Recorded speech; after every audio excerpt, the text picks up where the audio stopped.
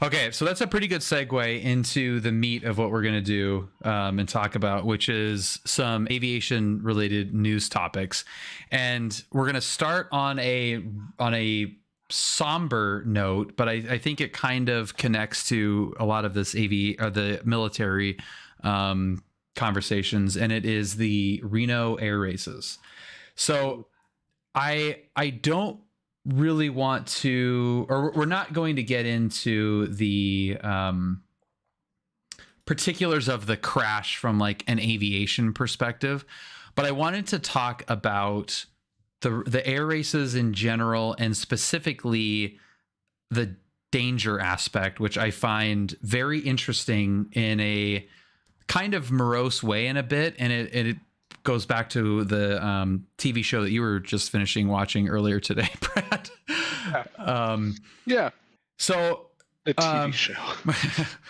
I was watching the end of the Formula One race. Yeah, I have a very cynical viewpoint of sports, but oh, hello, Q. Q is nipping at your heels, Brad, with 43 months. I know. What's up, Q? Following in my very large footsteps. I'm not sure if it's the correct word, but I'm very glad I did not see the crash and how it went down. Yeah. So, my last letter home was at the show. So, Nick Macy and Chris Rushing were involved in a crash at the end of the, what is it? The gold group? Yeah, it was the end of the T-6 gold medal race. Yeah. After the race had actually already been completed, they had a midair during the recovery to land. So really quick breakdown of what actually happened. Again, that's not necessarily what I wanted to talk about, but in the air races, you've got the pylons and the planes are racing around this track. That's a pretty tight circle around the airport facility. And then when the race is over, when they cross the finish line, they, I believe, climb, right? They climb to two or 3,000 AGL. And then they have a much wider kind of recovery leg that's a cool down. So it gets the lead aircraft away from competing aircraft that are still in the race and allows them to dissipate the energy to configure to land and all that stuff. So I don't know if any NTSB stuff has come out yet. I think there's been some initial stuff. And again, our stance on this channel is we do not speculate on accidents that involve fatalities before the NTSB report comes out. But basically to the effect, somebody lost sight of somebody and there was a midair that resulted in, unfortunately, 2 fatalities of very well-respected, regarded pilots. Yeah. And just to touch on that, Chris Rushing was a Goliath in the SoCal Warbird arena. President, I think he was the president of the Condor Squadron. President. Yeah, so he's the guy. He flew with CAF SoCal. He flew Willa Dean for a long time for the Lion Air Museum. Everybody in the Warbird world knew Chris Rushing. I should say everybody in the Warbird world in Southern California knew Chris Rushing. So that one hits pretty hard, hits the community pretty hard. I did not know him personally, but his reputation certainly preceded him. And he literally went out on top. He won. So yeah, and it is terrible. Like, it's absolutely terrible. But what I wanted to talk about isn't this particular tragedy, but it's about what I don't even know how to, like, I had a way of putting this in my head. The danger that exists in this event is pretty astounding. We have a friend that competes in a T-6, so it was like, as soon as we heard that there was a crash, it was like me and probably everyone that this guy knows is rushing to see who it was. And luckily for us, it wasn't our friend. Unlucky for Chris and Nick's families and friends, it was. So there's like that. Oh, yeah, go ahead. To put that in perspective for you, I got a text that a T-6 crash had happened literally 4 minutes after the crash happened. I was talking to someone else we were talking about the T6 racing at Reno, and I got a text that, hey, a T6 accident happened 4 minutes ago. Yeah. So, and your initial reaction is fuck. Yeah, I think like, that's actually I think that was actually my response text to that. Yeah. It was, yeah. So we another friend of the channel was God, I'm gonna butcher what he was doing, but he was like spotting or marshaling whatever Dread was doing. I don't even know. Oh, yeah, he was helping run race control for the stole drag. Yes. Fast. Okay, right. So he was in he was like under an easy up, essentially, like under the flight path of the races. So he's got that Mustang that had the engine out, Dreadnought, oddly enough. Yeah. Sea Fury. Yeah. So yeah. Oh, it wasn't a Mustang. Yeah, right. He was right under that. When it happened. And Blank Aurelio used his footage for his video on that. Like, that's how close he was. And those shots that he was sending during the week, you know, you're kind of like, good Lord, they're, you know, we do, I would call tight formation work. These guys are doing tight formation work at 500 knots. Like it's just insane. Yeah, it is. And there is a lot of safety precaution put into that. There's a lot of training, a lot of qualification that goes into it, plus safety pilots, and it's a whole thing. It's a whole thing. Basically, it starts months prior with pylon racing school, and you go through a whole. I don't think it's a full week, but it's a significant amount of time where you're up there learning how to race the pylons, everything like that. Yeah. But as you would expect, being a race, it's a highly dynamic environment. To fly formation, and especially because when at the end of the day with that formation flight, obviously the goal is to be safe, but you can't follow the other racer, right? Like, you have to overtake the other racer, which is what you don't do in a typical formation flight unless you're doing a lead change. And you know, it comes down to this. Yeah, it comes down to this weird, like, it's formation, obviously, like, to the core, but it's also pushing yourselves all the way to the edges of that envelope and pushing the bounds of the ability to do it safely. And there have been a number of accidents as a result of that while on the course, while races are in progress. This one was unrelated to that. But yeah, I mean, like, it is formation flying to the most unforgiving format. So this is my, like, I guess kind of not really a hot take, because it's not really a take, but I saw this article from the Reno Gazette, and it was families of pilots killed at the Reno Air Races wanted event to continue. And that kind of was an interesting, you know, when somebody dies doing something inherently dangerous, there's this weird, I relate it to Formula One because so much of motor racing, the excitement of it, the desire to want to do it, is because it's dangerous. Yeah. The same with these air races and you know, those shots from Dread with the planes flying overhead. I mean, you're doing 500 knots, a couple hundred feet above the deck. It's very controlled, very regimented, very practiced, but still dangerous. Just like Formula One, it's always going to be dangerous. There's no such thing as 100% safety. It's just not possible. Yeah, and if it is it even worth doing? Yeah. And that's kind of like the thing that really intrigues me about human nature, looking at these guys. Like, if you would have told them ahead of time, they knew that there was risk in doing this, just like race car drivers. You know, I think Senna's got some famous quotes, like, you know, every time you step in the car, well, and an old colleague of mine used to say this, who was a race car driver. He was like, I get into the car, I strap in to the race car every single time, assuming I'm going to crash. Sure. And, Yeah. you know, it's like to what extent you crash. Obviously, airplane racing is a little bit different because crashes aren't as survivable just statistically. Right.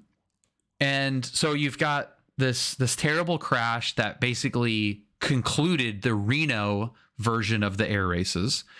You've got the family saying, you know, they wanted to the race to continue. They wanted the event to continue. At the same time, you have this event kind of concluding. You know, there was the L-39 crash a few years ago, and obviously the 2011, I believe, like big one.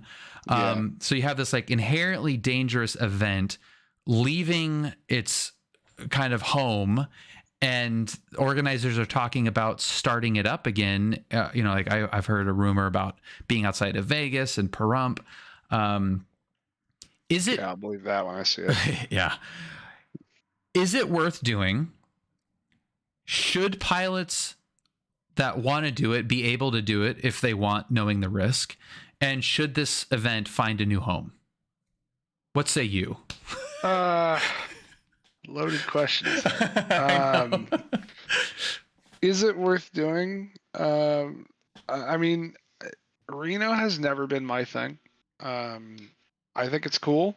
The environment's pretty spectacular, but it has never really appealed to me. So I can't really provide an unbiased answer that I guess neither could somebody who's think it is. But I really have a hard time saying that it's not worth doing.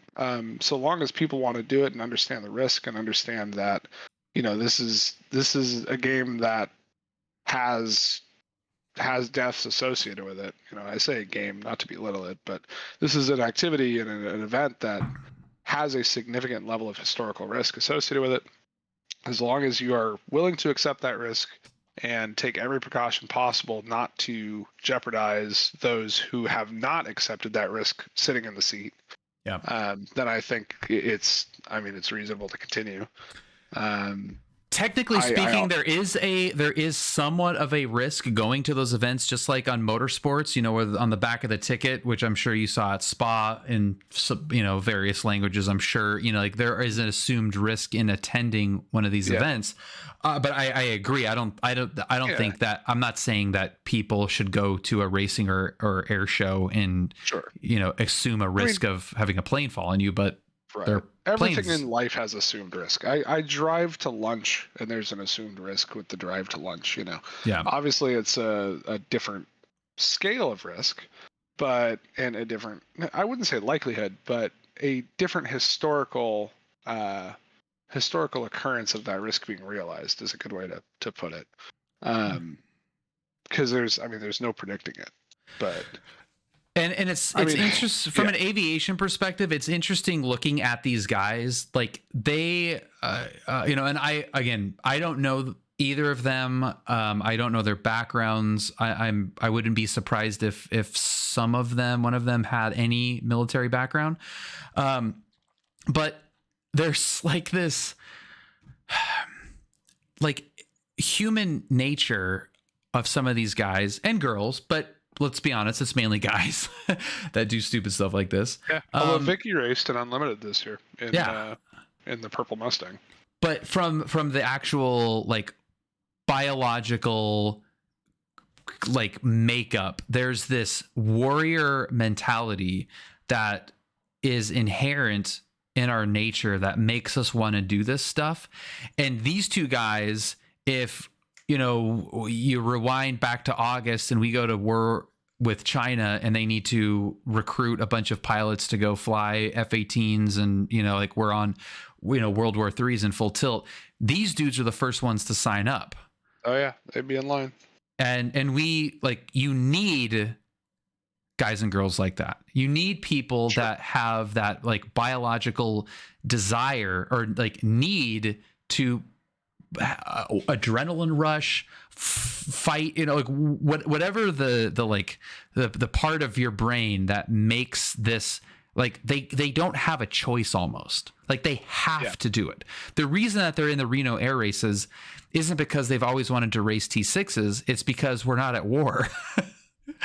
Like the air races wouldn't exist if we were at war and constantly that having is a these distinctly post-war event. Yeah, like it's well, and same with racing too. There's more reasons than just that. Obviously, it's kind of hard to have an event with 50,000 people at a abandoned airfield when the airfield isn't abandoned and people are being bombed. Right. But like those racers and athletes and these competitors that all got drafted and fought in World War II and in Vietnam in some cases and stuff, and even like in the post 9/11 stuff. It's just interesting that you have that swing of emotion of, are the people that I know and care about okay? And then, the sadness of the tragedy at face value that anybody lost their life, swinging back to this is an elective, obviously dangerous thing that these guys are doing. Should we as a society continue to let that happen and promote it almost? Yeah. I mean, we don't stop people from base jumping, right? We don't stop people from skydiving. We don't stop people from free climbing mountains, things like that. The only real difference between that outlay of risk versus this outlay of risk is that this is a spectator sport. It's organized. It's organized and it's a spectator sport. So, you do have some level of risk to the public, which is what the FAA's stance has always been, is that's the most important thing to minimize is risk to people who didn't sign up for that, essentially. But, I don't think, like, you will always, if it's not Reno Air Racing, it's going to be something else, right? Yeah. Like, you look at the Red Bull Air Races when that was going on. Yep. There will always, always, always be somebody trying to go faster and lower. Right. Yeah. Fly through a tunnel. With an F1 car. Yeah. The low altitude record can never be beaten. It can only ever be tied. Right. Yeah. But people are going to try. They will always try to get down to that 0.01 foot, and then that 0.001 foot. And they will always try to get, okay, the current the current airspeed record is Mach 3.34. Well, somebody's going to try to go make 3.35. Yeah. And that's just inherent to this type of pilot. And there are many different types of pilots. And I, not knowing either of these guys personally, I can't really speak to their character, but I don't think it's an unfair generalization to say that they're part of a group that is always looking to be right on the edge.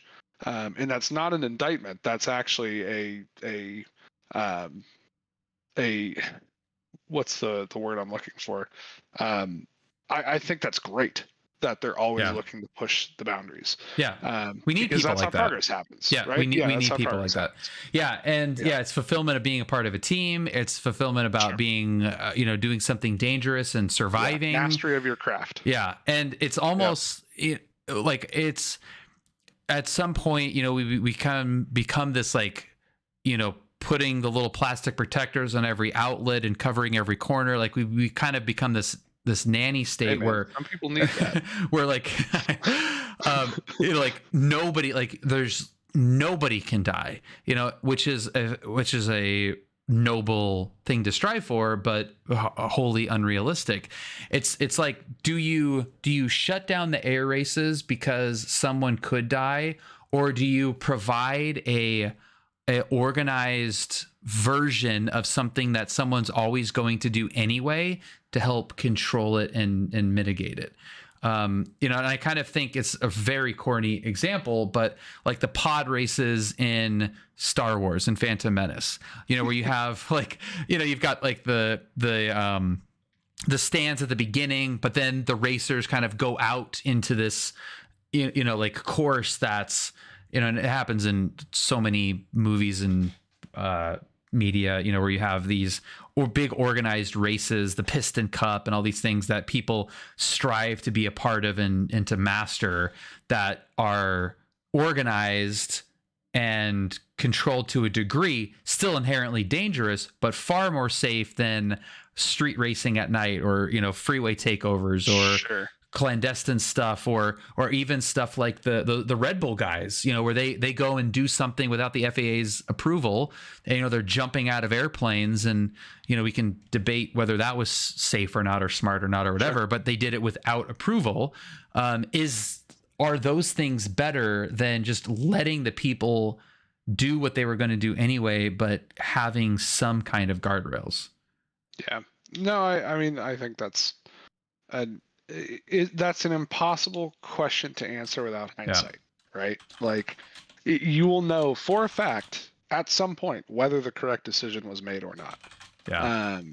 It's impossible to forecast what that's going to be, what that's going to look like, you know. I think that organizing high risk events and high risk sports and things like that into the most practical and safest manner possible without compromising the integrity of those events is important. Yep.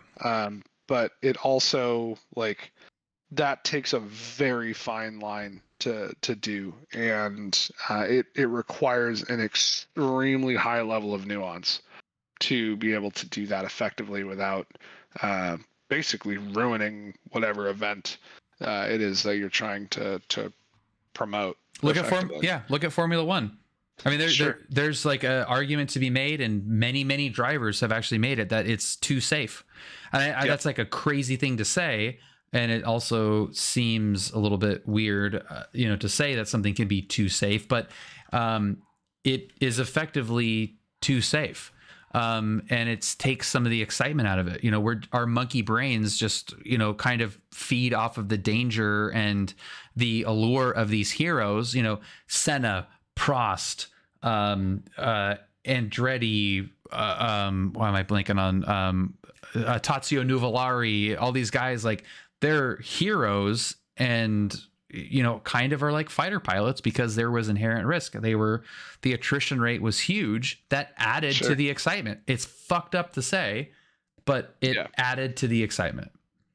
Yeah. And I mean, you look at some of the risk rates, especially you go back to like early Formula One, and the fatality rates and injury rates and things like that. It's like the risk is unbelievable. So there has to be some sort of happy middle ground in there. What the acceptable level of risk is, I have no idea. And nobody knows. Yeah. Yeah. No one absolutely knows. It's there somewhere, right? Like, we know that we don't want 1958 Formula One risk. We know that 2023 Formula One risk might be a little too low to make for quality entertainment, but then that comes back to a philosophical question of, okay, is entertainment more valuable than risk? And it's a whole thing that I'm not smart enough to discuss. It's a horrifying topic to come to terms with, which is kind of why I wanted to talk about it, because I feel like this was an example of, like, a recent example of that, you know. And Last Letter Home, you know, mentioned Stroll's crash in Singapore. Oh yeah, that was less. Or Norris Spa last year. Yeah, the Stroll crash was more violent than Senna's crash in '94. Like, you know, and you know, I mean, I almost made a really color joke about Stroll versus Senna. I have a very low opinion of Lance Stroll, so he could go lick a number of windows, and I really don't care. But, you know, we don't want him to die. But we don't want him to die. Yeah, right. And that's the, like, if you can hate the athlete being in the sport without 100%. And that's when it starts to become very uncomfortable, when you're talking about lowering risk. You're now saying, all right, which one of these guys would are you willing to see die on live TV? You can go. That's fine. Right. Like, and then you're like, wait, none of them. But then at the same time, if that was a possibility, that overtake now becomes way more impressive. If somehow it's impossible for Reno air races to be conducted with a fatality, all of a sudden that 500 knots at 200 feet would not be as impressive, because you're like, well, fuck, I'd do that too, because there's no risk. Right. You mess up, the parachute comes out, or the whole thing turns into a big balloon and whatever. You wouldn't watch it, and the pilots doing it wouldn't want to do it. Like they're, like it's just it's. I think that's true to an extent. There are certainly people among that group that don't do it for the risk. But I mean, every discipline, every sport has adrenaline junkies. But they do it. They don't do it for the risk, but they do it because of the notoriety and the elevation that occurs because the risk is there. It's not impressive to do it if there's no risk involved. It's like the popularity of it, the pod race winner, is revered because there's risk in doing that. So if you survive, you are lauded as a hero. It's chariot races. Like they had chariot races because, we conquered everything. So we might as well have fake wars. Yeah. Gladiator, right? Yeah. Gladiators. Yeah. A perfect example. Literally killing each other for sport. Yeah. I think about the Roman Empire every day. When who asked that question in the Discord, I had no idea that was a meme. I answered every day. I didn't either. Because of course, it was really fun. Yeah, and then Steve goes on about the self-sealing concrete or whatever it is, and I'm like, that is amazing. Yeah, how could you not? It's so funny. Captain Dark, and I just have to jump in. 64 months, Ryan. Literally having birthday dinner with my family right now, but absolutely needed to pop in and say hi for Angle of the Talk. Happy birthday, Ryan. Happy birthday, buddy.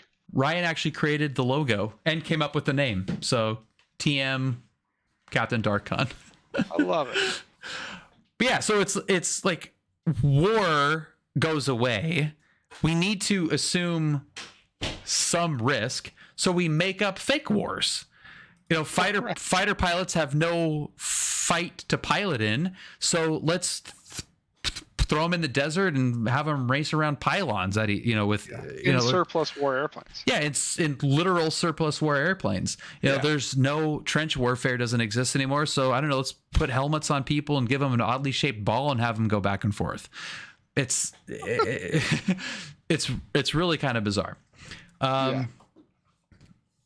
Julia, am I in here? Yeah, you just 42 minutes of recording, and you just ruined that entire take. So we have to redo this whole thing. Look at her face right now. She's like, oh my God, did I really? No, I'm just joking. You're fine. This is when this goes live for real, we'll edit this part out. He says, yeah, having left it in. As we're